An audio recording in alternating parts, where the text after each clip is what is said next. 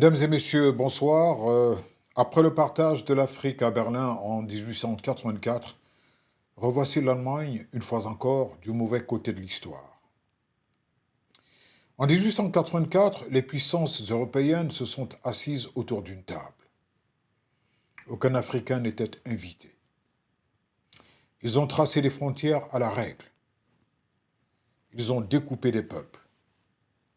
Ils ont transformé un continent en propriété privée. Voilà qu'en 2026, depuis Munich en Allemagne, un responsable politique occidental, Marco Rubio, appelle à un réengagement offensif de l'Occident dans le monde, notamment en Afrique. Le vocabulaire a changé, mais l'odeur est la même.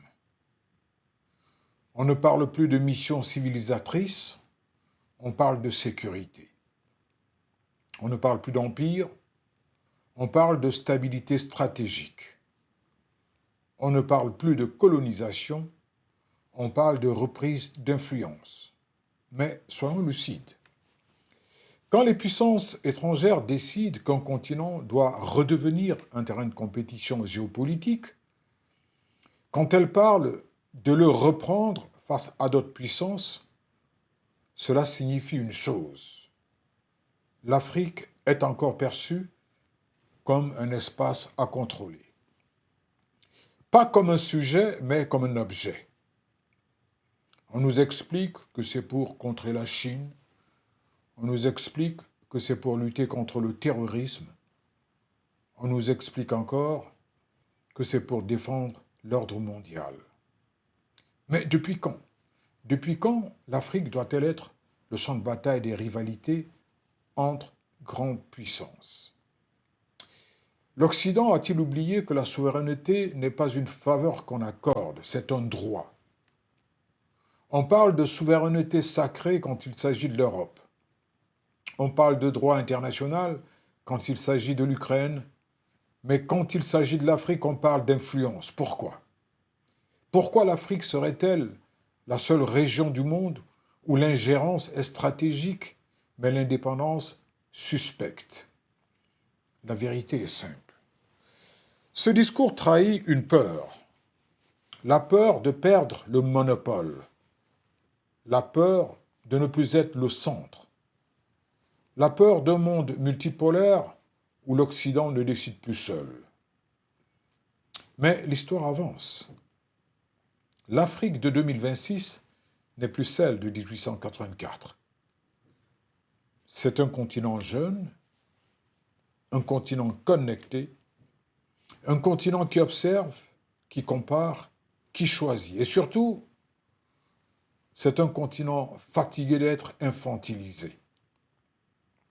Qu'on se le dise clairement, nous ne voulons pas remplacer une tutelle par une autre, ni occidentale, ni orientale, ni russe, ni chinoise.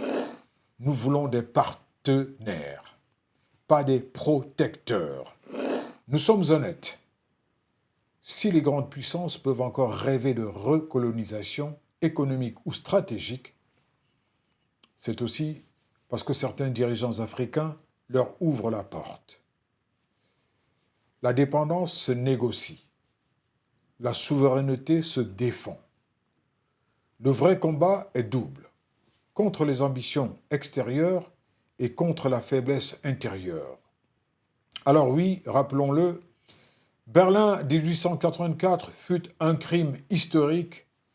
Munich 2026 ne sera pas sa répétition.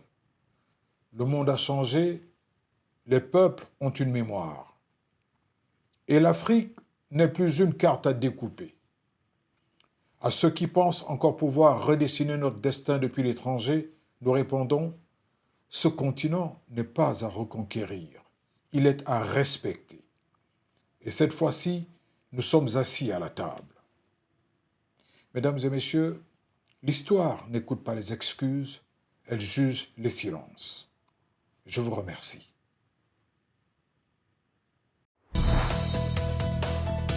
Wasaf, c'est Watansi sans fil.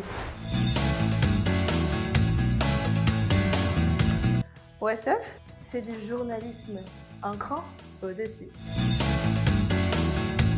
Oh, il le fait sans filtre. Suivez-moi à WhatsApp.